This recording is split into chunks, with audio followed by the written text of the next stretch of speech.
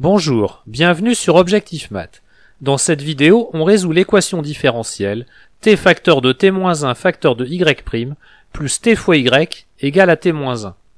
Vous devriez maintenant mettre la vidéo sur pause et chercher à résoudre l'exercice par vous-même. On note l'équation différentielle et on reconnaît immédiatement qu'il s'agit d'une équation différentielle linéaire d'ordre 1. Les fonctions intervenant dans cette équation différentielle sont définies sur R, mais la fonction au coefficient de y' s'annule en 0 et en 1.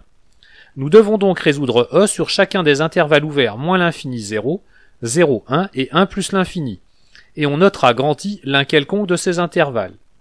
Sur grand I, l'équation différentielle E s'écrit de façon équivalente, y' plus y sur t-1 égale à 1 sur t. Son équation homogène associée grand H est l'équation différentielle y' plus y sur t-1 égale à 0. Soit petit a la fonction qui a t associe 1 sur t-1. La fonction grand A qui a t associe logarithme népérien de valeur absolue de t-1 est une primitive de petit a.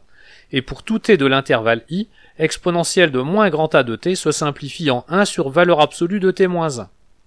Les solutions de h sur i sont toutes les fonctions définies de i dans R, telles qu'il existe une constante réelle k, telle que pour tout t appartenant à i, f de t soit égal à k sur t-1. Vous noterez la disparition des valeurs absolues. En effet, si i est l'intervalle 1 plus l'infini, t-1 est positif et la valeur absolue est inutile. Mais si i est l'intervalle moins l'infini 0 ou l'intervalle 0, 1, t-1 est négatif pour tout t de l'intervalle i. Valeur absolue de t-1 est alors égale à moins 1 facteur de t-1. Et on peut regrouper ce coefficient moins 1 avec la constante multiplicative grand K. Il nous reste à trouver une solution particulière de E. E n'admet aucune solution polynomiale. En effet, si on suppose que y est polynomial de degré d, dans notre cas, on a vite fait de voir que les termes de degré d plus 1 ne s'annuleront pas. La seule possibilité est donc que d soit nul, mais alors y est constant et n'est pas solution. Ne voyant pas d'autre solution simple, on attaque avec la méthode de variation de la constante.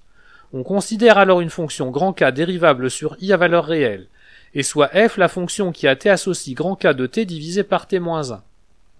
En injectant les expressions de f et f' dans l'équation E, on obtient que f est solution de E si et seulement si pour tout t appartenant à i, t fois k' de t est égal à t-1. C'est-à-dire si et seulement si pour tout t appartenant à i, k' de t est égal à t-1 sur t que l'on peut écrire 1 moins 1 sur t. On choisit alors pour k la fonction qui a t associe t moins logarithme népérien de valeur absolue de t. En reportant dans l'expression de f, on obtient que la fonction qui a t associe t moins logarithme népérien de valeur absolue de t divisé par t-1 est une solution particulière de E. On peut donc conclure que sur chaque intervalle i étudié, les fonctions solutions de E sont les fonctions f telles qu'il existe un réel k, tel que pour tout t appartenant à i, f de t soit égal à k plus t moins logarithme népérien de valeur absolue de t, divisé par t-1. Nous allons maintenant essayer d'étendre le domaine de validité des solutions en procédant au recollement. Et nous commençons par le recollement en 0. On suppose que f est une fonction solution de E sur l'intervalle ouvert moins l'infini 1. En traduisant simplement que f est solution de E, et en considérant le point d'abscisse 0, on obtient la relation 0 égale à moins 1, ce qui constitue une contradiction. Aucun recollement n'est donc possible en 0. On cherche maintenant à prolonger les fonctions au point 1. Supposons que f soit une solution de E sur l'intervalle ouvert 0 plus l'infini. F étant en particulier solution sur l'intervalle ouvert 0, 1, il existe un réel k-indice 1 tel que pour tout t appartenant à l'intervalle 0, 1, f de t soit égal à k-indice 1 plus t moins logarithme népérien de t divisé par t-1.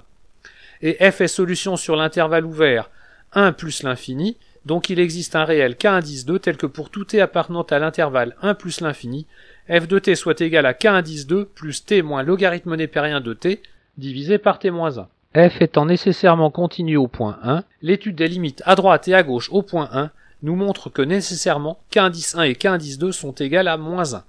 Enfin, en traduisant que f vérifie E au point 1, on obtient f de 1 égale à 0.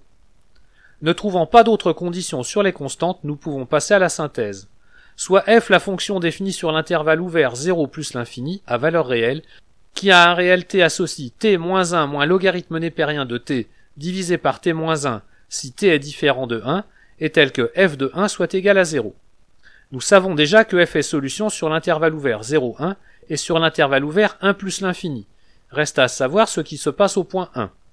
À l'aide du développement usuel du logarithme népérien au point 1 à l'ordre 2, on obtient celui de f en 1 à l'ordre 1, ce qui nous prouve que f est dérivable en 1 et que f' de 1 est égal à 1/2. Il n'y a plus qu'à vérifier que f vérifie l'équation différentielle E au point 1. Nous avons donc prouvé que l'équation différentielle E admet une unique solution sur l'intervalle ouvert 0 plus l'infini. Voici quelques représentations de solutions obtenues avec Python. Vous pouvez récupérer le fichier source en suivant le lien donné ci-dessous dans la description de la vidéo. Voilà, cette vidéo est terminée, vous pouvez me laisser des commentaires et me poser des questions. À bientôt sur Objectif Math.